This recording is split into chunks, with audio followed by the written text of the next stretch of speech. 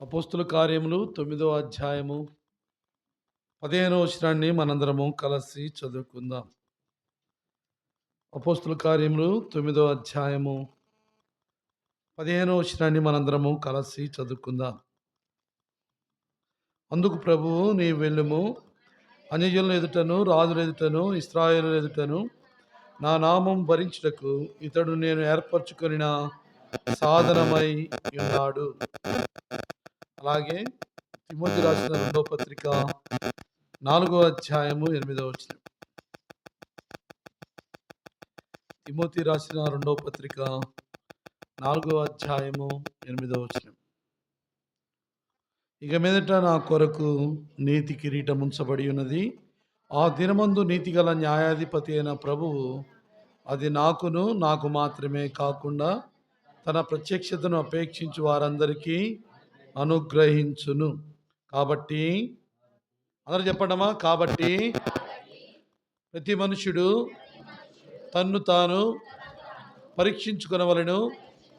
అలాగు చేసి ఆ రొట్టెను తిని ఆ పాత్రలోనిది త్రాగవలెను. ప్రభు సాయం కొరకే ప్రార్థన చేసుకుందాం. ప్రేమగల తండ్రి, జింగుల ప్రభా, నీ నామను బట్టి నీ కృపను బట్టి వందనాలు తండ్రి. మరొకసారి తండ్రి, నిన్ను ఆరాధించక పూర్వము మా పితరుడైన పౌలు ద్వారా నిన్ను స్తుతించాలని బయలుపరిచినందుకు వందనాలు ప్రభా. మొట్టమొదటిగా తండ్రి, దోషకుడను, హింసకుడను, హానికరుడను, ప్రధాన పాపినైన నన్ను ప్రేమించినందుకు వందనాలు చెల్లించుకుంటున్నాను ప్రభా. నా పాపముల నిమిత్తమే మిమ్మల్ని మీరు అప్పగించుకున్నందుకు వందనాలు. నన్ను పరిశుద్ధపరచుటకై మిమ్మల్ని మీరు అప్పగించుకున్నందుకు వందనాలు. పరిమళ వాసనగా ఉండుటకై నా కొరకే మిమ్మల్ని మీరు అప్పగించుకునే విధానాన్ని బట్టి మిమ్మల్ని స్తుతిస్తున్నాను తండ్రి. అంత మాత్రమే కాదు కానీ తల్లి గర్భంలో అపనమ్మకస్తుడిగా, నమ్మదగని వాడుగా, మాయమైపోవు జల ప్రవాహముగా, ఎండిన వాగ్గా ఉన్న నన్ను ప్రభా నమ్మకమైన వానిగా ఎంచినందుకు వందనాలు తండ్రి. నమ్మదగిన వాడుగా ఎంచినందుకు వందనాలు చెల్లించుకుంటున్నాను ప్రభా. దుష్టుల సావాసము, పాపుల సావాసము, అపహాసకుల సావాసము, లోక సావాసము, అన్యుల సావాసం చేసి పడి చెడిపోయి ఉన్న నన్ను నీ సావాసమునకు, నీ కుమారుని యొక్క సావాసమునకు పిలిచినందుకు వందనాలు ప్రభా. 4 అంతలు రంగులు కలిగిన శ్రేష్టమైన సంఘ ప్రత్యక్షత కలిగిన సావాసంలోకి నన్ను నడిపించినందుకు వందనాలు చెల్లించుకుంటున్నాను. అంత మాత్రమే కాదు కానీ ప్రభా, నా కొరకే నీతి కిరీటము, బహుమానము, జీవ కిరీటము, పునాదులు గల పట్టణాన్ని నా కొరకే సిద్ధపరిచిన నీ ప్రేమల కొరకే వందనాలు చెల్లించుకుంటూ ఇంత గొప్ప దేవునికి ఏమిచ్చిన రుణం తీర్చుకోలేక ప్రభా. మరొకసారి పరిచయం నిలబడుతుండగా బలపరచండి, మీ సిలువుచాటు మరుగుపరచండి, మీ ఆత్మ నింపుదల వాక్శక్తి అనుగ్రహించి మీరు మహిమ పొందమని ఈ కొద్ది స్తుతి ఆరాధన యేసయ్య అతి ఘనమైన శ్రేష్టకరమైన నామంలో సమర్పిస్తున్నాం తండ్రి. ఆమేన్.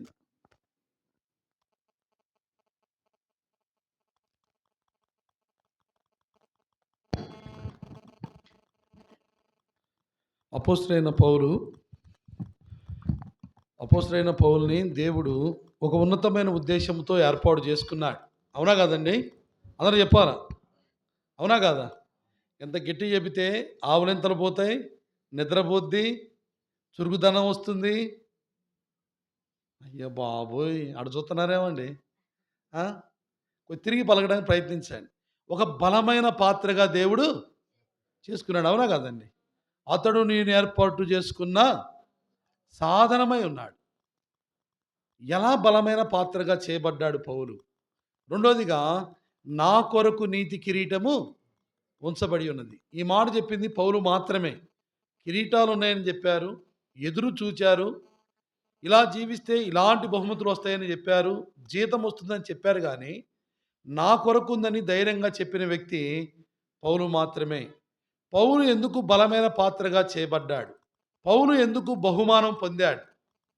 ఈరోజు నీవు నేను బలమైన పాత్రగా చేయబడాలి అంటే, బహుమానం పొందాలంటే పౌలు చేసిన 3 లక్షణాలు నీవు నేను ఆత్మీయమైన లక్షణాలు నేర్చుకోవాలా? ఈ నూతన సంవత్సరంలో ఆ 3 ఆత్మీయమైన లక్షణాలు నేర్చుకొని ప్రభు కొరకు జీవిద్దాం, ప్రభుకి మహిమ తీసుకొని వద్దాం. ఓకేనా? ఎంత గట్టి చెబుతున్నారు? ఓకేనా? మిమ్మల్ని నమ్ముకొని మట్టికి పొరపాటున సాక్ష్యానికి తీసుకొని పోకూడదు, ఎక్కడికి తీసుకొని పోకూడదు, మిమ్మల్ని ఎక్కడే ఉంచాలా? సరే, మంచిది. ఎలా బలమైన పాత్రగా చేయబడ్డాడు? చరిత్రలో పౌలు వచ్చిందాక ఒక లెక్క, పౌలు వచ్చిందాక ఒక లెక్క, పౌలు వచ్చిన తర్వాత ఒక లెక్క. పౌలు వచ్చాడు, భక్తులందరినీ కనుమరుగు చేశాడు. పౌలు వచ్చాడు, అపోస్తులందరినీ కనుమరుగు చేశాడు. పౌలు వచ్చాడు, పాత నిబంధన భక్తులందరినీ కనుమరుగు చేశాడు.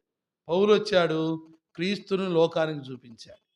ఏంటి ఘనత, ఏమిటి ప్రత్యేకత, ఏమిటి సాక్ష్యము, ఏంటి ఈయనలో ఉన్న ఘనత అంటే ఈయన 3 విషయాలు నేర్చుకున్నాడు ప్రభువుని నమ్ముకున్న తర్వాత. ఒక బలమైన పాత్రగా చేపట్టడానికి, బహుమతి పొందటానికి, ఒక సాక్షిగా నిలబడటానికి 3 విషయాలు చేశాడు. ఏంటి ఆ 3 విషయాలు? త్వరగా చెప్పేసి ముగిస్తాను. ఎప్పుడు 5 చెప్పేవాడిని కదా, ఈసారి 3 చెప్తా. హమ్మయ్యా. ఓకే, మంచిది. మొట్టమొదటి లక్షణం రాండి. కొరింథీయులకు రాసిన మొదటి పత్రిక 9వ అధ్యాయము 16, 17 వచనాలు. మొదటి కొరింథీ 9వ అధ్యాయము 16, 17 వచనాలు. నేను సువార్తను ప్రకటించుచున్నను, నాకు అతిశయ కారణము లేదు. సువార్త ప్రకటింపవలసిన భారము నా మీద మోపబడి ఉన్నది. అయ్యో, నేను సువార్తను ప్రకటింపకపోయిన యెడల నాకు శ్రమ, నేను ఇది ఇష్టపడి చేసిన యెడల నాకు జీతము దొరుకును. చాలండి. సియోను కుమారులు కుమార్తెలారా, అబ్బా ఇది మటుకి నేర్పిస్తున్నానండి ఆడికి పోయినా. అమ్మయ్యా, మన మొగలాయి కోట వెళ్ళాను, నన్ను కోటకు పంపించారు, అడవిలోకి పంపించారు. ఆ కోటను చేయించుకొని వద్దామని పోయాను. వాళ్ళకు కూడా మొత్తము రాత్రి పగలుండి ఏం చేశాను తెలుసా, మీ తలలు పైకెత్తుడి నేర్పించొచ్చా. సరే, మంచిది, దేవునికి స్తోత్రము. పౌలా నువ్వు బలమైన పాత్రగా ఎలా చేయబడ్డావు?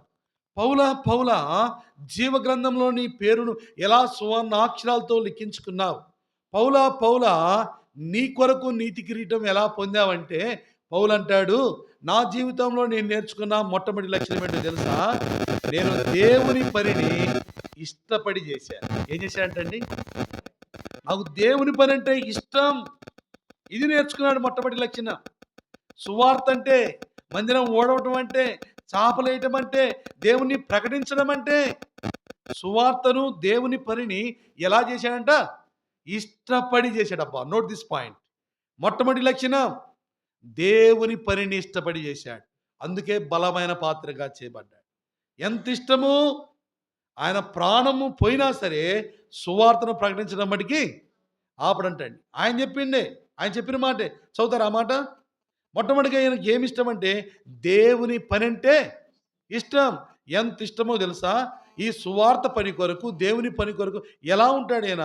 రోమీయులకు రాసిన పత్రిక 1వ అధ్యాయము 15, 16 వచ్చిన త్వరగా. కాగా నా వలనైనంత మటుకు రోమాలోను మీకును సువార్తను ప్రకటించుటకు సిద్ధముగా ఉన్నాను. ఆయన వలనైనంత మటుకు అంటండి, ఆయన శక్తి ఉన్నంత వరకు, ఆయనకు ఊపిరి ఉన్నంత వరకు, ఆయనకి బలం ఉన్నంత వరకు ఏం చేస్తాడంట? సువార్తను ప్రకటిస్తాడంట. ఈరోజు మనకు బలం ఉంది, శక్తి ఉంది, సమయం ఉంది, కానీ మనం ఏం చేయట్లా? దేవుని పని చేయట్లే. సమయాన్ని దుర్వినియోగపరుస్తూ ఉన్నామండి. ఇష్టపడి చేయాలంట. దాన్ని ఎంతవరకు చేశాడంట? ఆయన వలన అయినంత మట్టుకు. రెండో మాట 16 వచనం కూడా చదవండి. రోమా 1:16. సువార్తను గూర్చి నేను సిగ్గుపడువాడను కాను, ఏలైనగా.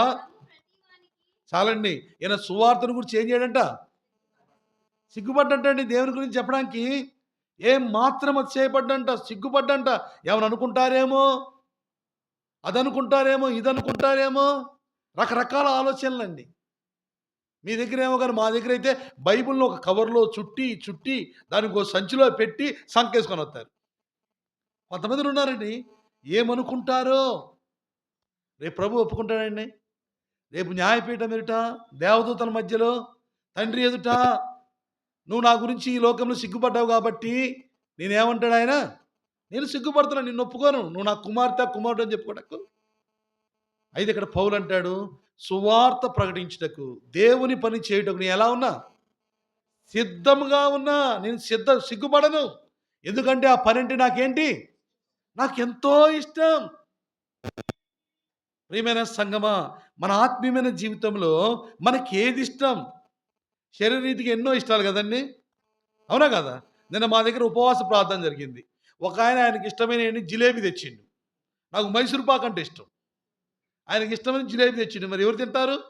అయినా తినడంలే కానీ, ఏమండి, ఆత్మీయంగా నీకేది ఇష్టం?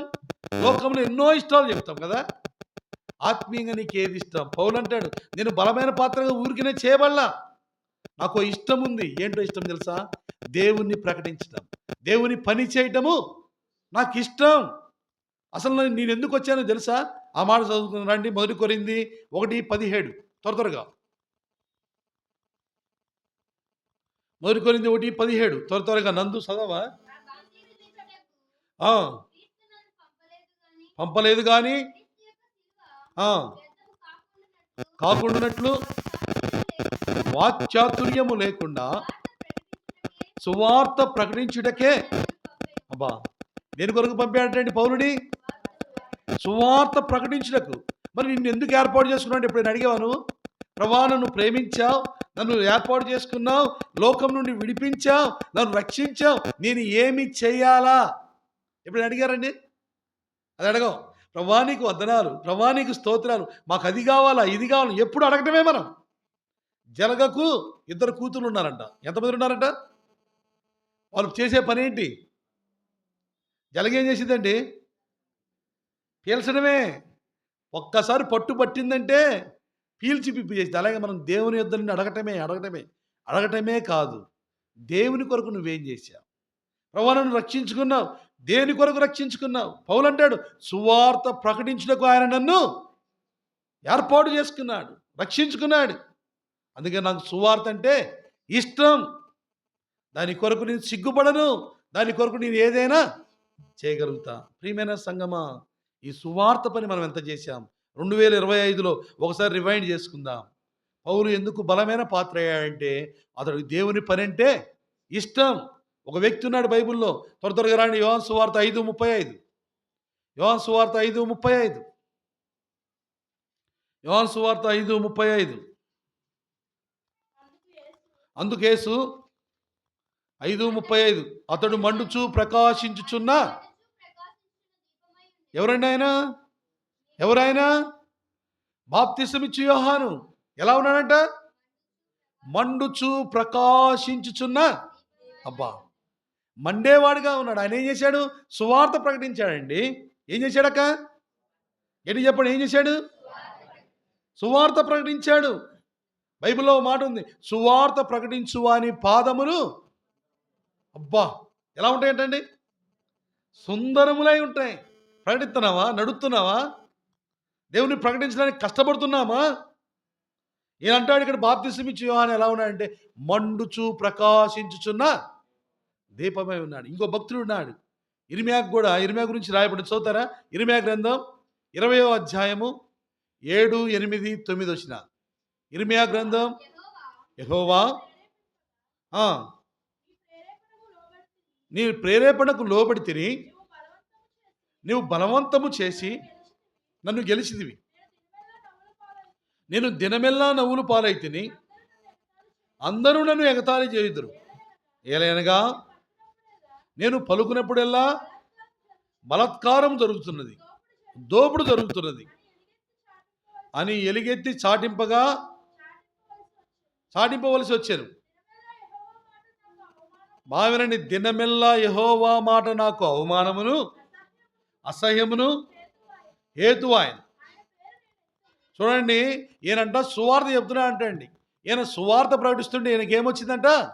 అవమానము, అపహాస్యము, బలాత్కారము, దోపుడు జరుగుతూ వచ్చిందంటండి. ఈ అవమానం నాకు వద్దయ్యా, నేను ప్రకటించబట్టేగా నాకు ఈ అవమానము, ఈ అపహాస్యము, ఈ దోపుడు, ఈ బలాత్కారం నిన్ను ప్రకటించబట్టేగా, ఇది నాకు వద్దు అనుకొని ఓ మాట అనుకున్నా అంటండి. ఇప్పుడు చూడండి 9వ వచనం, ఆయన పేరు నేను ఎత్తను, ఆయన నామమును బట్టి ప్రకటింపను అని నేను అనుకుంటున్నా, అది నా హృదయములో అగ్ని వలె మండుతూ నా ఎముకలలోనే మూయబడి ఉన్నది. నేను ఓర్చి విసిగి ఉన్నాను, చెప్పక మానలేదు. ఏం చూడండి, దేవుణ్ణి ప్రకటిస్తే ఏమొచ్చిందంటే ఆయనకి, అమ్మా తలపైకి చెప్పండి అమ్మా, ఏమొచ్చిందంట? అవమానం అపహాస్యం వచ్చిందంట. అయితే నేను ఒక నిర్ణయానికి వచ్చిందంట, నేను చెప్పనయ్యా, నీ సువార్తను చెప్తే నాకేమొస్తుంది? అవమానం వస్తుంది, అపహాస్యం వస్తుంది, నేను చెప్పను, మానేయాలనుకున్నాడంటండి. నేను ఆ యేసయ్య పేరెత్తను, నీ సువార్త ప్రకటించను అంటే ఈయన హృదయంలో ఏముందంటండి? ఆ మాట అనుకునేసరికి హృదయంలో మంట కలుగుతుందంటండి. ఎముకల్లో మంట అంటండి. ఓర్చుకోలేకపోతున్నాడు. చివరికేంటి, ప్రభువా నిన్ను ప్రకటించకుండా నేనుంటానా? నన్ను ప్రేమించావు, నమ్మకమైన వానిగా ఎంచావు, నా కొరకు ప్రాణం పెట్టావు, నా కుటుంబాన్ని ఇచ్చావు, నాకు ఆయుష్ ఇచ్చావు, నన్ను సజీవ లెక్కలో ఉంచావు, నాకు తినడానికి ఆహారం ఇచ్చావు. ఇన్ని చేసిన నిన్ను ప్రకటించకుండా నేను ఎట్టుంటానయ్యా? నేను ఉండను. ఒకవేళ ఉండాలనుకుంటే నా హృదయంలో అది ఎలా ఉంది? మంట మండుతుంది.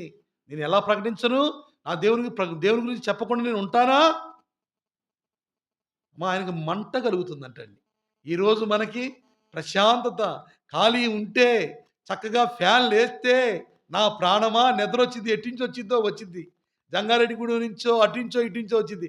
నా ప్రాణమా తలకున్న మురికంతా పోయింది, ఆహా చల్లగా ఉంది, కరెంటు బిల్లు కట్టలేని ఫ్యాన్లు ఉన్నాయి.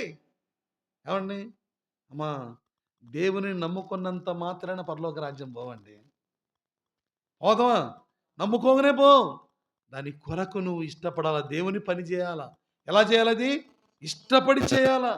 ఇర్మియా అంటాడు, నేను ప్రకటించకుండా ఎలా ఉంటానయ్యా?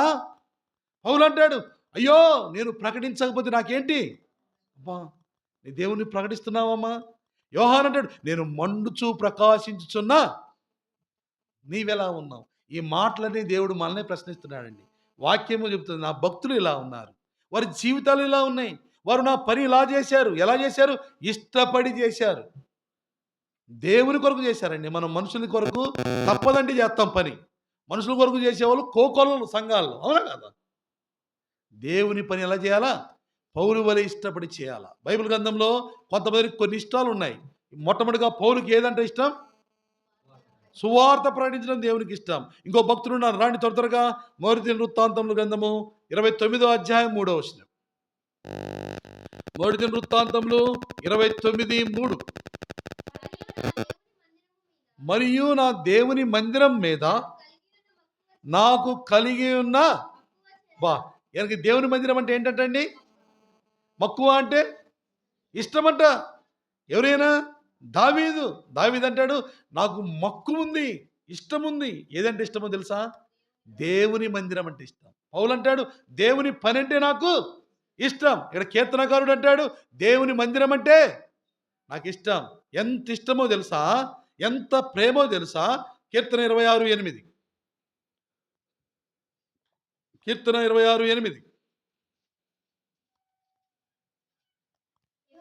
యెహోవా నీ నివాస మందిరమును, నీ తేజోమహిమ నిలుచు స్థలమును, అబ్బా చాలండి. ఎంతగా ఇష్టమంటే అందరికంటే ఎక్కువగా దేవుని మందిరాన్ని ప్రేమిస్తూ వచ్చాడు. ఎవరిని ప్రేమిస్తావు దావీదంటే, ఆయన తేజోమహిమ నిలుచు స్థలమును నేను ప్రేమిస్తా.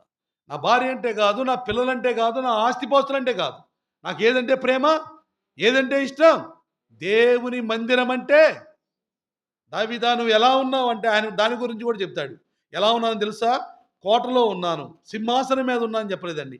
ఎలా ఉన్నాను అడిగితే ఏం చెప్పాడు తెలుసా? కీర్తన 52:8. కీర్తన 52:8. నేనైతే దేవుని మందిరములో పచ్చని ఒలీవ చెట్టు వలె. అబ్బా, ఎలా ఉన్నాడంటండి? ఆ మాట చెప్పేటప్పుడు ఎక్కడున్నాడు దావీదు? కోటలో ఉన్నాడండి, పెద్ద బంగ్లాలో ఉన్నాడు, ఏసీ రూమ్లో ఉన్నాడు, సింహాసనం మీద ఉన్నాడు. చెప్పొచ్చు, నేను ప్రశాంతంగా ఉన్నా, ఆనందంగా ఉన్నా. మోయేస్ అన్న ఎక్కడున్నారు? బ్రదర్ ఇంట్లో ఉన్నా బ్రదర్. అక్క ఎక్కడుంది? అక్క డ్యూటీలో ఉంది బ్రదర్. అకులా అన్న ఎక్కడున్నారు? నేను షాపులో ఉన్నా బ్రదర్. నీలవేల సిస్టర్ ఎక్కడున్నారు? నేను ఇంట్లో ఉన్నా బ్రదర్. దావీదా నువ్వు ఎక్కడున్నావు? నేను దేవుని మందిరంలో పచ్చని ఒలీవ చెట్టు వలె ఉన్నా. అందుకే చరిత్రను మార్చివేశాడు. అందుకనే దేవుని తర్వాత తన పేరును బైబిల్ గ్రంథంలో ఎక్కువసార్లు లిఖించుకున్నాడు. అందుకే దేవుని హృదయానుసారుడయ్యాడు, దేవుని ఇష్టానుసారుడయ్యాడు, కీర్తనాకారుడయ్యాడు. ఓ ప్రత్యేకత. పౌలు ఊరికినే బలమైన పాత్ర గాల, దావీదు ఊరికినే హృదయానుసారుడు గాల. వారికి ఒక మక్కువ ఉంది, వారికి ఒక ఇష్టం ఉంది. ఏంటది? దేవుని మందిరం అంటే ఇష్టం, దేవుని పని అంటే వారికి ఇష్టం. ఆయనకి ఇంకోటి అంటే ఇష్టం. రాండి త్వరగా చూసుకొని ముందుకు వెళ్దాం. యాకోబు రాసిన పత్రిక 5వ అధ్యాయము 17వ వచనం. యాకోబు 5:17.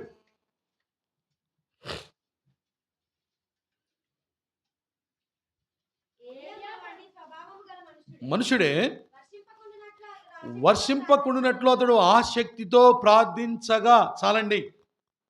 ఈయనకి ప్రార్థన అంటే ఏంటంటే ఏలియాకి ఆసక్తి. ఎలా వస్తుంది? ఇష్టపడితే ఆసక్తి వస్తుంది. ఈయనకేమిష్టం? ప్రార్థించడం ఇష్టం. నేను ప్రార్థన చేస్తే వర్షం రావాలా, నేను ప్రార్థన ఆపితే వర్షం ఆగిపోవాలా, నేను ప్రార్థన చేస్తే ఆకాశం నుండి అగ్ని రావాలా. బైబిల్ గ్రంథంలో 2 ఆకాశం నుండి అగ్ని కురిపించారు. ఒకటి ఏలియా, సరే మనం చెప్పుకున్నాం కాబట్టి. రెండో ఒక వ్యక్తి ఉన్నాడు, చెప్తారా పేరు?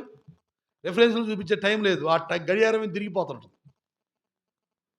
అసలు ఇప్పుడే వచ్చారు, ఆర్చుకొని తీర్చుకొని. చిన్నప్పుడు ఆర్చుకోండి తీర్చుకోండి మల్లె మొగ్గల్లారా, వీరి వీరి గుమ్మడి పండు వీరి పేరేంటి. అసలు ఎంత ఆసక్తితో మీకు మందిరం అంటే. 2026 వచ్చిన అమ్మా, జాగ్రత్త అమ్మా. దేవుడు మనల్ని ప్రేమిస్తున్నాడు, ఆయుష్ ఇచ్చాడు, మందిరం ఇచ్చాడండి మీకు, సియోన్ని ఇచ్చాడు మీకు. దాని విలువ తెలియట్లే. సరే చెప్పండి.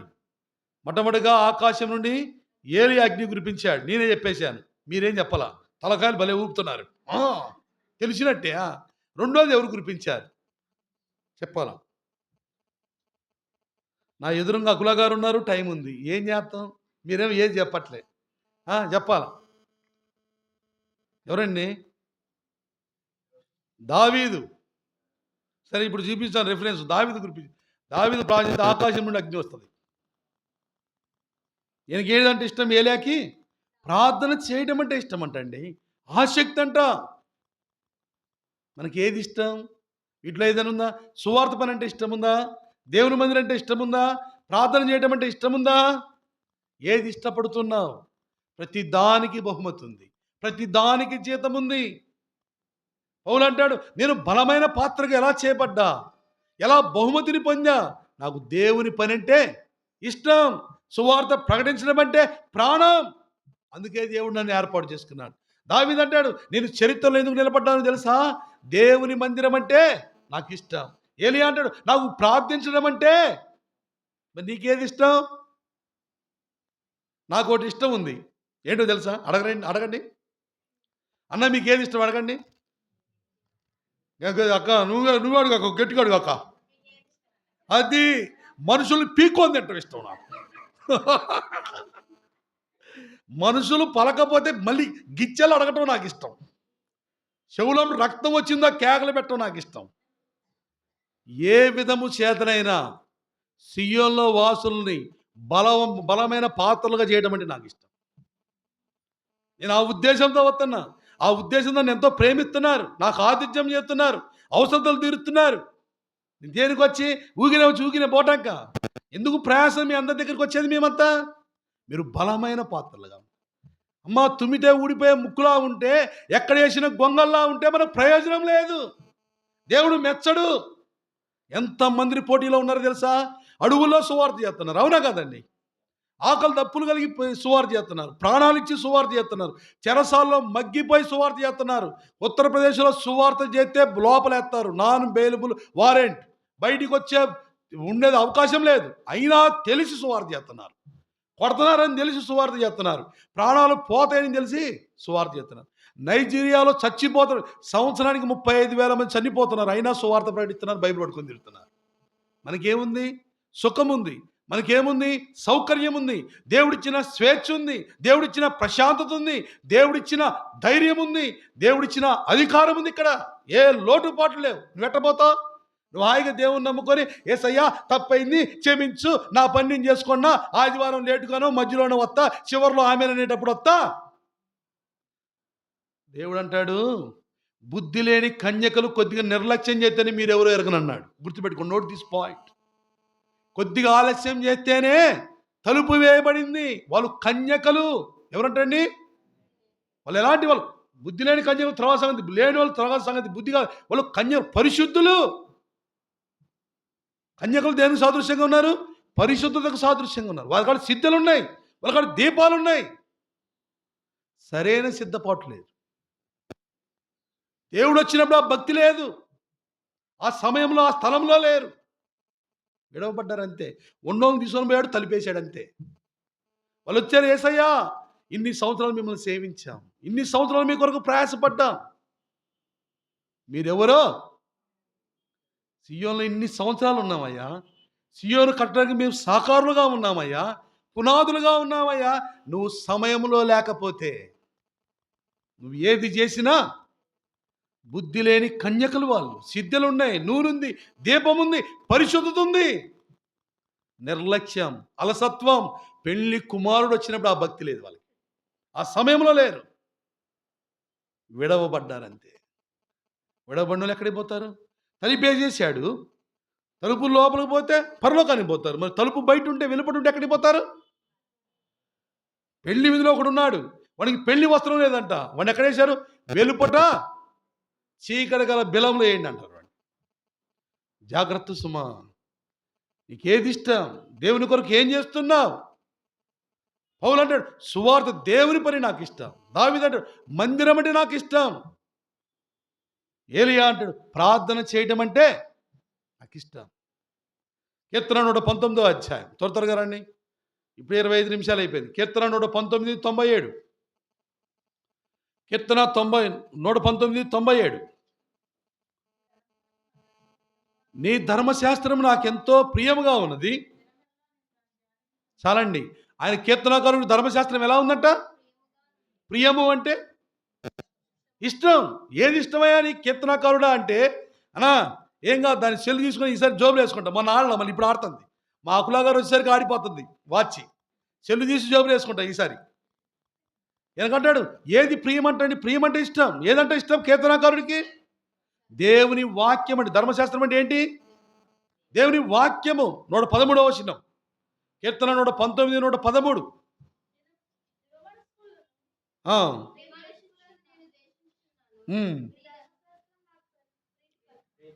చదివేది స్పష్టంగా చదవాలి, బిగ్గరగా చదవాలి. ధర్మశాస్త్రము నాకు ప్రీతికరము. ప్రీతి అంటే అర్థం ఏంటి? ఇష్టము అని అర్థం. ఏది ఇష్టం అంట? ధర్మశాస్త్రం. ధర్మశాస్త్రం అంటే ఏది? దేవుని వాక్యము అని అంటాడు. నాకేది ఇష్టమో తెలుసా? ఏదంటే ప్రీతో తెలుసా? ఏదంటే ప్రియమో తెలుసా? యేసయ్యా నీ వాక్యమయ్యా. నీ వాక్యం ఎలాంటిదో తెలుసా? కీర్తన 19:10, త్వరగా. కీర్తన 19:10.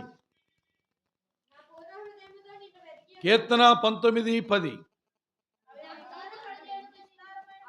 ఒక్కలు చదవండి అమ్మ స్పష్టంగా. అవి బంగారు కంటేను, విస్తారమైన మేలిమి బంగారు కంటేను కోరదగినవి, తేనె కంటేను, జుంటె తేనెదారుల కంటేను. అబ్బా ఏంటిదండి అది? బంగారము కంటే, మేలిమి బంగారము కంటే, తేనె కంటే, జుంటె తేనెదారుల కంటే మధురమైనది, విలువైనది. ఏంటది? దేవుని వాక్యం. ఈ వాక్యాన్ని ఎంత ఘనంగా ఇస్తున్నావు, ఎంత ఇష్టపడుతున్నావు.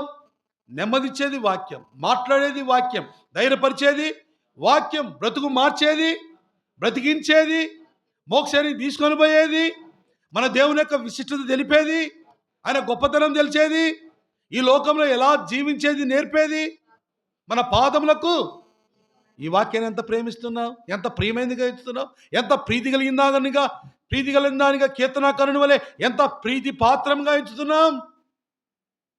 ప్రకటన 1:3 ఉంటుంది, ఎవరు తీయద్దండి. ఈ ప్రవచన వాక్యములు చదువువాడును, వాటిని వినువాడును, వాటిని గైకొనువాడును ధన్యుడు. ఎవరంటే ధన్యుడు? ఫైనల్గా వాక్యం చదివేవాడు, వాక్యం వినేవాడు. వాక్యానుసారంగా ఈ 3 జరగాలంటే నువ్వు వాక్యాన్ని ప్రేమించాలి. ప్రేమ లేకపోతే, ఇష్టం లేకపోతే, దేవునికి మన మీద ప్రేమ లేదు. ప్రేమ అంటే ఇష్టము, ఇష్టం లేదు. ఇష్టం లేకపోతే వచ్చేవాడండి ఈ లోకానికి? చెప్పలేమండి. ఆయన రాకపోతే మన పరిస్థితి హోగయా మరగయా. ఆయన ఇష్టపడి లోకానికి వచ్చాడు. కీర్తనాకారుడు అంటాడు, ప్రభా అసలు ఈ వాక్యం ఎవరు? ఆది యందు వాక్యం ఉండేను, వాక్యము దేవుని యొద్ద దేవుడే. అంతేనా? ఆదియందు వాక్యం ఉండెను, వాక్యము దేవుని యొద్ద ఉండెను, వాక్యము ఆ వాక్యమే కృపాసత్య సంపూర్ణుడిగా మన మధ్య నివసిస్తున్నాడు. మన చేతిలోనికి వచ్చాడు, మన ఇంటిలోనికి వచ్చాడు.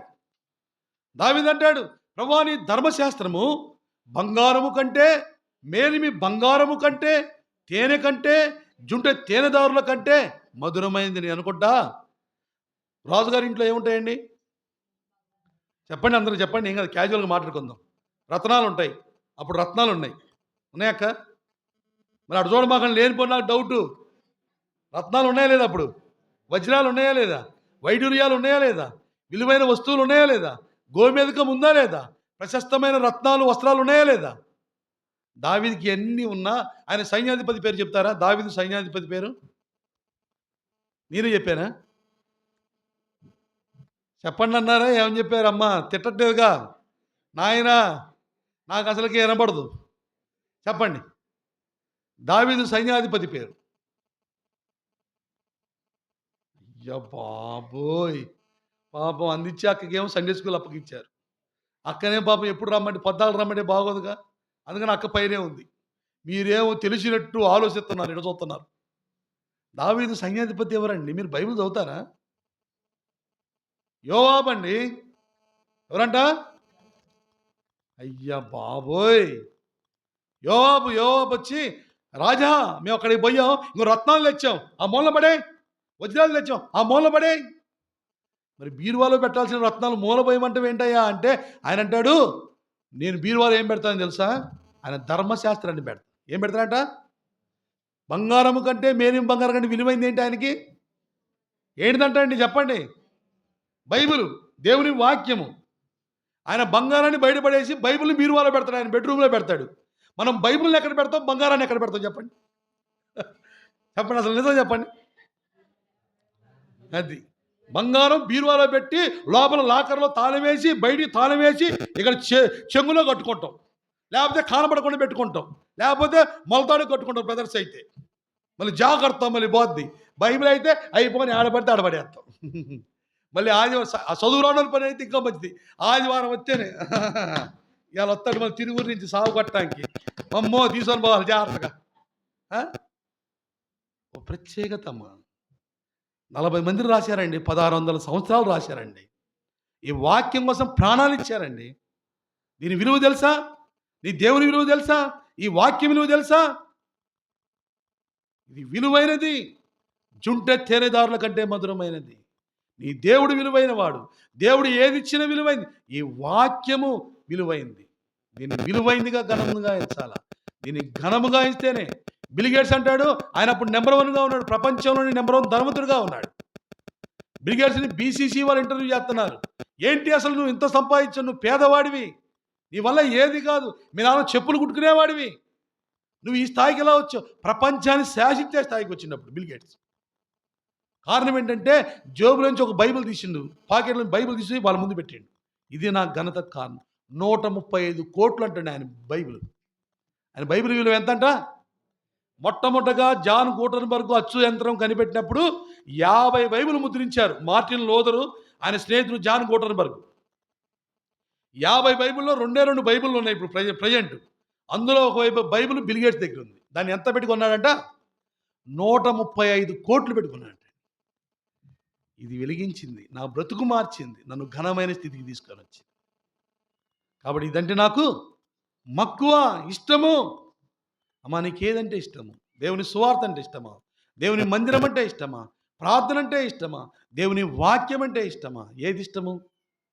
గత కాలమంతా అలసత్వం చేశాం, నిర్లక్ష్యం చేశాం. 2026లో దేవుడు నేను ఒక బలమైన పాత్రగా నిలబెట్టుకుంటున్నాడు. ఇక్కడ పౌలు అంటాడు, నేను బలమైన పాత్ర ఎలా అయ్యానో తెలుసా? నాకు దేవుని పని అంటే ఇష్టం. మొట్టమొదటి ఇష్టం, ఇష్టపడి దేవుని పని చేశాడు. ఆయన ఇష్టపడ్డాడు కాబట్టి బలమైన పాత్రగా చేయబడ్డాడు. రెండోదికి రాండి, ఆయన నేర్చుకున్న 2వ లక్షణం. త్వరగా చెప్పేసి ముగిస్తాను 2 విషయాలు. అపోస్తుల కార్యములు 20వ అధ్యాయం 34వ వచనం.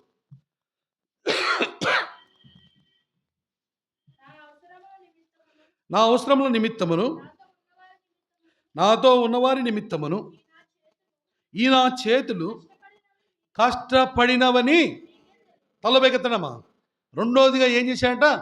కష్టపడ్డాడు. మొట్టమొదటగా ఇష్టపడ్డాడు. రెండోదిగా ఏం చేశాడు? దేని కొరకు కష్టపడ్డాడు? తన కుటుంబాన్ని పోషించడం కొరక. దేని కొరకండి? సువార్త పని కొరకు. ఇప్పుడంటే మందిరాలు ఉన్నాయి. ఇప్పుడు నేను వచ్చాను, దూరం నుంచి వచ్చాను, నాకు ఫెసిలిటీ ఉంది, నాకు మందిరం ఉంది, నాకు రూమ్ ఉంది, నాకు గిఫ్ట్ ఉంది, నాకు ఆతిథ్యం ఉంది. ఆరంభం ఏం లేవండి. సువార్త ప్రకటించాలంటే డబ్బు లేకపోతే ఏం చేశాడు? రాత్రింబవలు డేరాలు కుట్టాడు. డేరాలు కుట్టి కష్టపడి దేవుని సువార్తను ప్రకటించాడు. ఏం చేశాడంట? కష్టపడ్డాడంట అండి. నా చేతులే కష్టపడినాయి.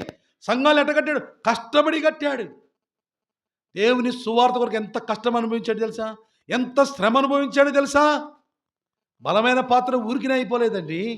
చరిత్రను ఊరికినే తిరగరాయలా. ఓ ప్రత్యేకత. ఎంత ఇష్టపడ్డాడంటే ఎవరు ఇష్టపడలేనంత ఇష్టపడ్డాడు. అవునా కాదా? అందుకే అన్ని సంఘాలు కట్టాడు, అన్ని ఆత్మలు సంపాదించాడు. రెండోది ఏం చేశాడంటే కష్టపడ్డాడు. దేవుని కొరకు కష్టపడ్డాడండి. ఎంత కష్టపడ్డాడో తెలుసా? రండి, సంఘాల గురించి చెప్తాడు కొన్ని విషయాలు. రండి, త్వరగా చెప్తాను. గలతీయులకు రాసిన పత్రిక 4వ అధ్యాయం 11వ వచనం. గలతీ 4:11. త్వరగా. అమ్మా, నేను చెప్పేది అర్థమవుతుందా మీ అందరికీ? మీ విషయమై నేను పడిన కష్టము వ్యర్థమై పోవునేమో అని. అబ్బా, అంటే అండి గలతీ సంఘం కొరకు గలతీ సంఘాన్ని కట్టాడు. అమ్మ, తలపైకెత్తండి. గలతీ సంఘాన్ని కట్టాడు. గలతీ సంఘం కొరకు అంటాడు, మిమ్మల్ని రక్షించడానికి మీ సంఘం కట్టడానికి ఎంత కష్టపడ్డారో తెలుసా? మీరు విశ్వాసంలో తప్పిపోతారేమని భయపడుతున్నా అంటాడు. ఎందుకు భయపడుతున్నాడు? ఎంతో కష్టపడి కడితే ఆ గలతీ సంఘం ఎలా ఉన్నారో తెలుసా అండి? గలతీ 3:3. గలతీ 3:3. మొదట ఆత్మానుసారంగా ఆరంభించి, చూడండి, తల్లపైకెత్తండి. కష్టపడి రాత్రింబవలు కష్టపడి తిని తినక వేదన పడి రాళ్ళతో కొట్టబడి కొరడాలతో దెబ్బలు తిని వస్త్రాలు లేక చావు కొట్టబడి చెరసాల్లో ఉండి సంఖ్యల్లో ఉండి ఆకలి దప్పులు కలిగి సువార్త ప్రకటించి సంఘాన్ని గడితే వీళ్ళు మొదట ఆత్మానుసారంగా ఉండి తర్వాత ఏం చేశారంటండి? శరీరానుసారంగా తయారయ్యారంట. మొదట మంచి భక్తిలో ఉన్నారు, తర్వాత ఏమైపోయారట? శరీరానుసారంగా మారుతూ వచ్చారు. అంటాడు, ఇంత కష్టపడింది మీరు ఉన్నతంగా ఉంటారని, మీరు బలమైన పాత్రలుగా ఉంటారని, దేవుని రాజ్యంలో సూర్యుని వలె ప్రకాశిస్తారని నేను ఇంత కష్టపడితే మీరు శరీరానుసారంగా పరిపూర్ణులు అవుతారా అని దుఃఖపడుతున్నట్టండి, ప్రయాసపడుతున్నట్టు. ఒక మాట చదవండి, గలతీ 4:19. గలతీ 4:19. పిల్లలారా, క్రీస్తు స్వరూపం మీ యందు ఏర్పడు వరకు మరలా ఏం కలుగుతుందంటండి? గలతీ సంఘాన్ని కట్టాడు కష్టపడి. ఏమండి? కష్టపడినోడికి కన్నోడికి తెలుసు, అవునా కాదండి? ప్రసవ వేదన తల్లికి తెలుసండి, అవునా కదా? మరణం అంచుల దగ్గర పోయి బిడ్డను కనిది, అవునా కదా? అందుకే ఆ తల్లికి ఆ బిడ్డ అంటే ఎంతో ప్రేమ ఉంటుందండి, అవునా కదా? వాడు ఎన్ని చేసినా ఎంత లోకంలో జీవించినా తల్లి కోపపడిద్దేమో వాడిని దూరపరచుకోవాడి మీద ప్రేమ ఉంటూనే ఉంటుంది, అవునా కదా? ఎందుకంటే ప్రసవ వేదన పడి ఏడు కూడా గలతీ సంఘాన్ని ఆత్మలను అంతే సంపాదించాడంటండి. ప్రసవ వేదన పడి కన్నాడంటండి. ఆత్మానుసారంగా ఉంటారనుకున్నాం, సూర్యుని వలె ప్రకాశిస్తారనుకున్నాం, నక్షత్రాల వలె ఉంటారనుకున్నాం.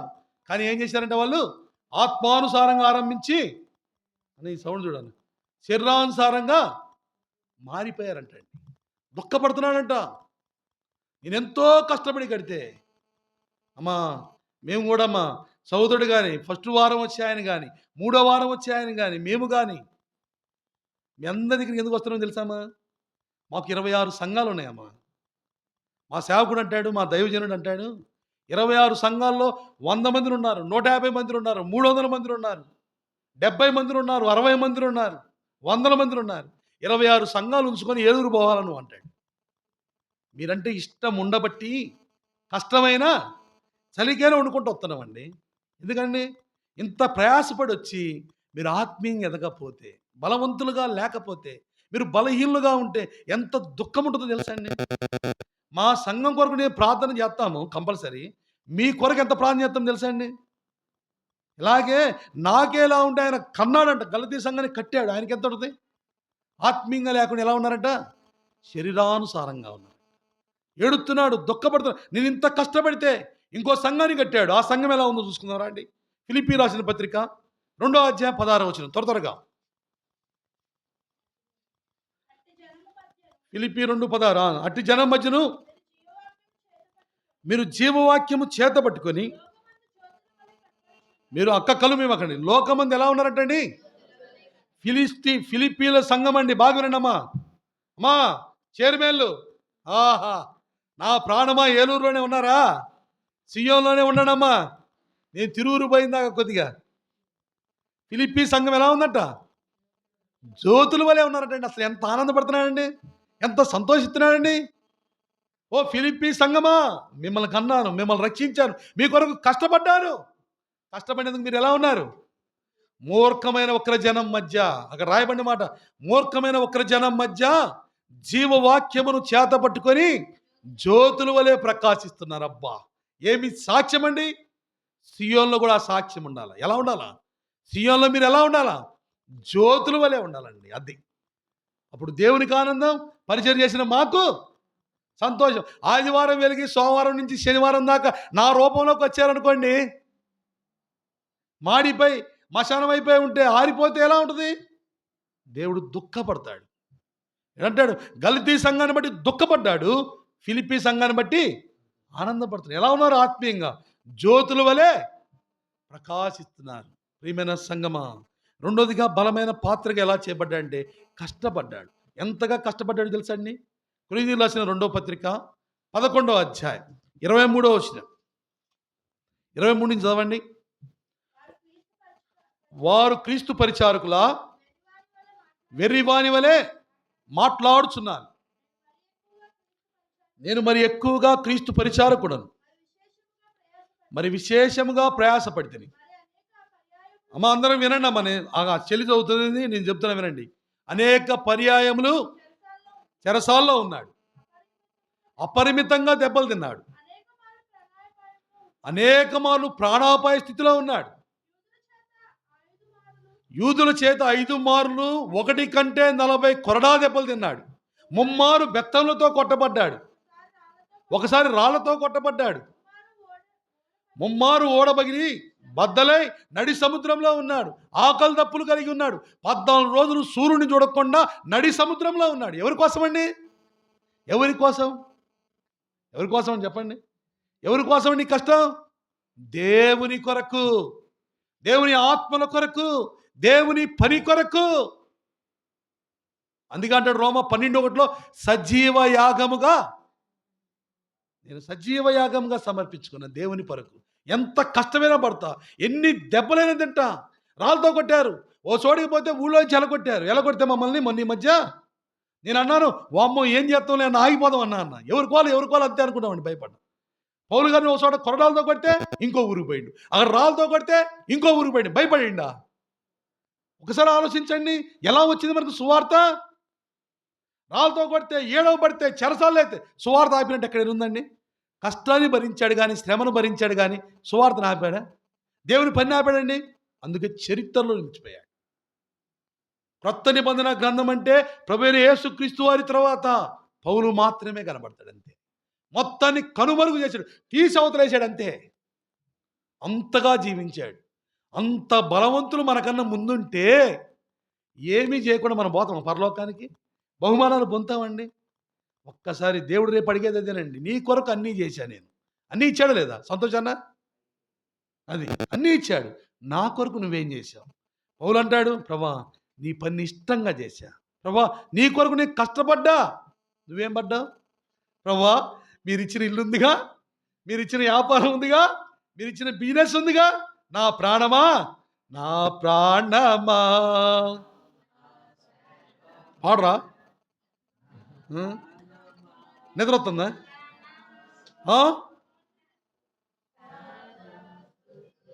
మీ అందరూ మైకులు ఇస్తేనే పాడతారేమా? మరువకు ఆయన.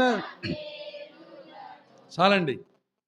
నా ప్రాణమా, నువ్వు వదిలిపెడితే ఆగి నిద్రపోతాం, లేకపోతే నువ్వు వదిలిపెడితే సాంబార్తో అన్నం తింటాం, నీకేదో వండి పెడతారు, లోపల తిని నెమ్మదిగా బయలుదేరితే పోద్ది. అమ్మా నేర్చుకుందామమ్మా, ఊరికనే రాలే మన దగ్గర సువార్త. తోమా ఎన్నో ప్రయాణాలు, అప్పుడు వసతి లేదు, సౌకర్యం లేదు. రోజుకంటే ఒక భక్తుడు చెప్పాడు 42 కిలోమీటర్లు 50 కిలోమీటర్లు అన్నం లేకుండా తిరిగినట్టండి భారతదేశంలో సువార్త ప్రకటించుకుంటారు. తోమా అండి. మనందరం సువార్త ఊరికనే రాలే, వాళ్ళు ఎంతో కష్టపడుతూ వచ్చారు. నేను అంటాడు ఎంతగానో కష్టపడుతూ వచ్చాడు. దేవుని పని అంటే ఇష్టపడ్డాడు. రెండోదిగా దేవుని పని కొరకు కష్టపడ్డాడు. మూడోదిగా ఏం చేశాడు? ఈ ఒక్క మాట చెప్పేసి ముగిస్తాను. రండి, ఫిలిప్పీలు రాసిన పత్రిక 3వ అధ్యాయం 7వ వచనం. ఫిలిప్పీ 3:7.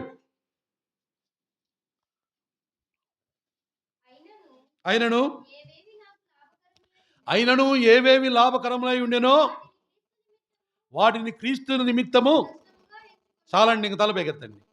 మూడోది దేవుని కొరకు ఏం చేశాడు? నష్టపోయాడంతే. ఒకటి ఇష్టపడ్డాడు, రెండోది కష్టపడ్డాడు, మూడోది నష్టపోయాడంతే. ఏది చేసినా దేవుని కొరకే చేశాడు, తన కోసం ఏం చేసుకోవాలి. అంటాడు ఏవేవి లాభకరములై ఉండెనో క్రీస్తు కొరకు నేను నష్టపోయాను, అందుకే బలమైన పాత్రగా చేయబడ్డాను, అందుకే బహుమతిని పొందాను. ఎవరు చెప్పలా, నా కొరకు ఏముంది? నీతి కిరీటం ఉంది. అబ్బా ఏమి ధన్యత అండి. 8వ వచనం, ఫిలిప్పీ 3:8.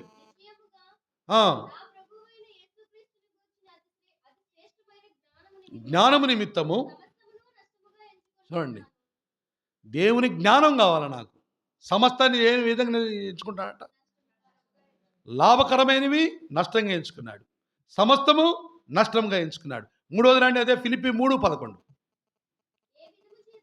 ఏ విధము చేతనైనను మృతులలో నుండి నాకు పునరుద్ధానం కలగవలనని ఆయన మరణ విషయంలో సమానుభవం గలవాడనై ఆయనను ఎరుగు నిమిత్తమును సమస్తమును నష్టపరుచుకొని వాటిని పెంటతో సమానముగా ఎంచుకొంచున్నాను. 3 సార్లు చెప్పాడండి, 3 సార్లు హెచ్చరించాడు. లాభకరమైనవి నష్టంగా ఎంచుకున్నా, దేవుని జ్ఞానం కొరకు సమస్తమును నష్టపరుచుకున్నా. మూడోది దేవుని పునరుద్ధానంలో పాలి భాగస్తుడవుటకు, శ్రమలలో పాలి భాగస్తుడవుటకు ఏం చేశా? సమస్తమును నష్టముగా ఎంచుకొని పెంటతో సమానముగా. అబ్బా నష్టపోయాడండి అంతే. ఎంతగా నష్టపోయాడు తెలుసా? చివరికంట ఫైనల్ చెప్పేస్తాను, ఇంక ముగిచేస్తాను, నీకు ఎక్కువ చెప్పను, చాలా ఉన్నాయి కానీ మిమ్మల్ని ఇబ్బంది పెట్టను. ఫైనల్గా చూడండి అమ్మ, మీకు నేర్పాలనే లేఖనాలు పరిశోధించి బైబిల్ చదివి సమకూర్చుకొని వచ్చినాయి. మనం ఒకటి నేర్చుకోవాలి, ఒక తీర్మానంతో పోవాలి. చివరికి ఫైనల్గా అపోస్తుల యొక్క పౌలు యొక్క మరణము ఎలా అయిందంటే, ఆ రాజు పిలిచాడంట, బంధించి ఆయన తీసుకొని పోతే ఆ రాజు చెప్తున్నాడంట, పౌలా పౌలా నువ్వు దేవుని ఎందుకు ప్రకటిస్తావు, ఈ శ్రమను ఎందుకు గొంతెచ్చుకుంటావు, ఇంతగా నష్టపోతావు, నా దగ్గరికి రా, నా దగ్గర పని చేయి, నా పక్కన నీకు సింహాసనం వేస్తా, ఎవరికి ఇవ్వనంత జీతం నీకు ఇస్తా, నువ్వు దేవుని కాదు ప్రకటించేది, నువ్వు నన్ను ప్రకటించు, నన్ను మహిమపరచు అని చెబితే పౌలండంట, ఓ రాజా నీ సింహాసనాన్ని నేను కోరుకుంటే నాకేం పోద్ది? పరలోకంలో ఉన్న సింహాసనం కోల్పోతా. నీ సింహాసనం వద్దు, నీ ధనం వద్దు, నేను యేసుక్రీస్తును ప్రకటించనని చెప్పిండంట. అబ్బా ప్రకటించవా? సరే నీ సంగతి తెలుస్తా, ఆలోచించుకొని 30 రోజులు చెరసాల్లో వేసారంటండి. ఎక్కడ వేసారంట? ఫైనల్ అండి, లాస్ట్ ఫైనల్ సంగతి చెప్పేది. చెరసాల్లో 32 మంది ఉన్నారంటండి సైనికులు. ఎంతమంది ఉన్నారంట? నెల రోజుల్లో నువ్వు ఆలోచించుకొని చెప్పు, లేకపోతే నీకు శిరఛేదనం చేస్తామని చెప్పిండంట. 30 రోజులు పోయాడు, ప్రార్థన చేసుకుంటూ ఉన్నాడు. 30 రోజుల్లో ఏం చేశాడు తెలుసా పౌలు? 32 మందిని మార్చినట్టండి యేసుప్రభువారికి. ఏం చేశాడంట? మళ్ళీ రాజు పిలిచాడంట, ఇప్పుడైనా సరే దేవుని ప్రకటిస్తావా, నన్ను ప్రకటిస్తావా, నా దగ్గర పని చేస్తావా? ఒకటే చెప్పిండంట, రాజా ఈ దేవుని ప్రకటించుకోండి, నేను ఉండనంట. ఏం చేశాడు తెలుసా? తల నరికించి వేసుకుని శిరఛేదనం చేశారంట. శిరఛేదనం చేస్తుంటే పౌలు అన్నాడంట, ఓ మరణమా నీకు స్వాగతం అన్నాడంటండి. ఏమన్నాడంట? ఓ బైబిల్ పండితుడు చెప్పాడు, కత్తి తీసుకొని తల నరకడానికి వస్తుంటే, ఓ మరణమా నీకు స్వాగతం, నన్ను నా యేసయ్య యొద్దకు చేరుస్తున్నా. ఎక్కడ చేరుతున్నావంట? ఎవడైనా సువార్త ప్రకటిస్తున్నారు, బయటికి వస్తే కర్ర ఇరిగిద్దండి, ఒక్కడు పోతామా? రేషన్ బియ్యం ఇయ్యమంటే, ఓయ్ మాకు తెలియదయ్యా, ఆ తిరుగు నుంచి వస్తాడు, ఆయన చెప్పబట్టే మేము వచ్చామంటారు. ఒక ప్రత్యేకత. తన్ను తాను నష్టపోయాడు, తన ప్రాణం ఇచ్చాడు. డేవిడ్ లివింగ్స్టన్ ఉన్నాడండి. డేవిడ్ లివింగ్స్టన్ ఆఫ్రికా ఖండానికి వెళ్ళాడు. చాలా ఉన్నాయి కానీ ఏం చెప్పట్లే. ఆఫ్రికా ఖండం వెళ్ళాడు సువార్త ప్రకటించడానికి. ఆఫ్రికా వెళ్తే భార్య పిల్లలను వదిలిపెట్టి వెళ్ళాడంటండి. చీకటి ఖండానికి వెళ్ళాడు, సువార్త ప్రకటించాడు. అక్కడ బాగా ఎండలు, అడవి, కీకారణ్యము. ఆ ప్రదేశంలో 4 సంవత్సరాలు సువార్త ప్రకటించి తిరిగి ఒకసారి భార్య బిడ్డలను చూద్దామని వెళ్ళాడంట. వెళ్ళి వాళ్ళ ఇంటికి వెళ్ళి కాలింగ్ బెల్ నొక్కాడు, డోర్ కొట్టాడంటండి. డోర్ కొడితే భార్య వచ్చి తలుపు తీసింది. తలుపు తీసి ఆమె అందంట, ఎవరండి మీరు అందంటండి. ఏమందంట? మొగుడిని గుర్తుపట్టలేదండి. దేవుని సువార్త కొరకు తన స్వరూపాన్ని కోల్పోయాడు లివింగ్స్టన్. చీకట్లో ఉన్న ప్రజలను వెలిగించుటకై తన రూపాన్ని కోల్పోయాడు.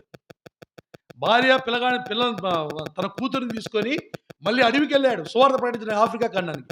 భార్య చనిపోయింది, కూతురు చనిపోయింది, చెయ్యి పోయింది, కాలు పోయింది, కన్ను పోయింది. చివరికి 4 మోయాల్సిన పరిస్థితి వచ్చింది. ఒక ఆయన వచ్చానంట, ముసలాడు, ఇంకా జాలి నువ్వు చేసిన పరిచర్య, ఇంగ్లాండ్కి పోదాం పా అన్నట్టు. ఆయన అన్నట్ట, నేను ఇంగ్లాండ్కి పోను కానీ 4 మాట్లాడు.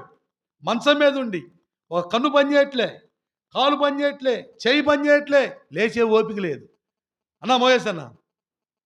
4 మాట్లాడమని అంటండి. 4 మాట్లాడే వాళ్ళని పెట్టి నన్ను తీసుకొని పోండి. డేవిడ్ లివింగ్స్టన్ వచ్చారంటే అనేకులు వస్తారు దేవుని మాటలు వినటానికి. ఆ నన్ను పడుకోబెట్టండి, నేను వాళ్ళకి సువార్త చెప్తానంట. ఈ ముసలోడు మంచాన పడినా మారట్లేదు. ఈ ముసలోడికి ఇలా తయారైనా సరే అంతే తీసుకొని పోయారంట. అంతే తీసుకొని పోయి విసిగిపోయి ఆయన అన్నంట, మేము తీసుకొని పోలేము నాయన, నిన్ను మోయలేము నాయన, నువ్వు ప్రశాంతంగా ఇంగ్లాండ్కి పోదాంపా, లేకపోతే రెస్ట్ తీసుకో అంటే ఆయన అన్నంట చివరిగా, అయ్యా ఒక్కసారి నన్ను మోకాల మీద కూర్చోబెట్టండి. కాలు చేయ సక్రంగా లేదా, మోకాల మీద ఆడ కూర్చుంటారు, అవునా కదా? మనమే మోకాలు సరిగ్గా ఏం ఆయన. ఏమండి? అతి కష్టం మీద మంచం మీద మోకాలు వేస్తే మోసే వాళ్ళకు కూడా విసుగొస్తే అంతే మోకరించి అంతే ఉండంటండి. 5 నిమిషాలు చూశారంట, 10 నిమిషాలు చూశారంట. ముసలోళ్ళు బాగా ప్రార్థన చేస్తారండి, అవునా కదా? మీ దగ్గర ఎట్టున్నారు కానీ మా దగ్గర ముసలోళ్ళు ఉంటారు నందిగామలో, బేతెల్లో. వాళ్ళు ప్రార్థన ఆరంభిస్తే తెల్లారిపోద్ది కూడా. ఏమండి? ప్రార్థన చేసిన ముసలాయన లెగట్లేదు ఏంటి, లివింగ్స్టన్ లెగట్లేదంటే అడబోయి చూస్తారంట, ఆ ప్రార్థనలో తన ప్రాణాన్ని కోల్పోతూ దేవుని కొరకు త్యాగం చేశారండి. దేవుని కొరకు కుటుంబాలను నష్టపోయారు. విలియం కేరీ భారతదేశానికి వచ్చి తన కుటుంబాన్ని, సొంత కొడుకు చచ్చిపోతే పాతి పెట్టే దిక్కు లేకపోతే తన కొడుకునో కూతురుని ఆయన పాతి పెట్టుకున్నాడండి. భార్య పిచ్చి పట్టింది, పిచ్చిదైపోయింది. ఆయన దేవుని పని ఆపలా, బైబిల్ ముద్రించడం ఆపలేదండి. యెషయా తెలుసుగా, యెషయా భక్తుడు, యెషయా గ్రంథం ఉందా మనకి? ఉందండి మీ బైబిల్లో. 66 పుస్తకాలు, 66 అధ్యాయాలు కలిగిన పుస్తకం రాశాడు. పరలోకపు ఆరాధన చూపించాడు. కన్యగర్భమున యేసుప్రభువు జన్మిస్తాడని తెలిసాడు. యేసయ్య శిలువ కొరకు రాశాడు. ఆయన కుమారుడని రాశాడు. మినీ బైబిల్ రాశాడు. తాను మాత్రమే కాదు, తన కుటుంబాన్ని సూచనలుగా మహత్కార్యములుగా కట్టుకున్నాడు. పెద్ద ప్రవక్తగా చేపడ్డాడు. ఇన్ని చేసి సువార్త ప్రకటిస్తే యెషయా మరణం ఎలాంటిదో తెలుసండి? నడిమికి అడ్డంగా కోశారు రంపాలతో. సువార్త ప్రకటించినందుకు. వాళ్ళు భక్తులు, వాళ్ళు నక్షత్రాలు, వాళ్ళు జ్యోతులు. మనం ఎవరం? గట్టిగా తుమ్మితే ఊడిపోయే ముక్కులు. అలా ఉండొద్దు. దేవునికి బలమైన పాత్రలు కావాలి. పౌలు బలమైన పాత్ర. ఎలా అయ్యాడు? దేవుని పని అంటే ఇష్టపడ్డాడు, దేవుని పని కొరకు కష్టపడ్డాడు, దేవుని పని కొరకు నష్టపోయాడు. 3 విషయాలు: ఇష్టపడ్డాడు, కష్టపడ్డాడు, నష్టపోయాడు. బలమైన పాత్రగా చేయబడ్డాడు. బహుమానము. మనం ఎలా ఉన్నాం? ఈరోజు సియోన్లో ఎవరు కావాలి తెలుసా? దేవునికి బలమైన పాత్రలు కావాలి. మనం ఎలా ఉన్నాం? మన స్థితి ఎలా ఉంది? మనకి ఏదంటే ఇష్టం, ఓ తీర్మానం కలిగి పోదాం. ఓ తీర్మానం చేసుకొని పోదాం. ప్రభా, ఉంటే నీ కొరకే, బ్రతికితే నా మటుకైతే బ్రతుకుట, చావైతే అది వద్దులే కానీ ముందు మాట ట్రై చేద్దాం. నా మటుకైతే ప్రభు కొరకు బ్రతుకుదాం, ప్రభు కొరకు జీవిద్దాం. ఎప్పుడు చనిపోయేది తెలియదమ్మా, ఎప్పుడు మరణించేది తెలియదు. ఉన్న కొద్ది కాలం ప్రభు కొరకు, ప్రభు ఆజ్ఞలు గైకొంటూ ప్రభు మహిమార్థమై జీవిద్దాం. పరలోకంలో స్థానాన్ని సుస్థిరం చేసుకుందాం. ప్రభు కొద్ది మాటలు దీవించును గాక. రాండి, మోకరించండి, ప్రార్థన చేసుకుందాం.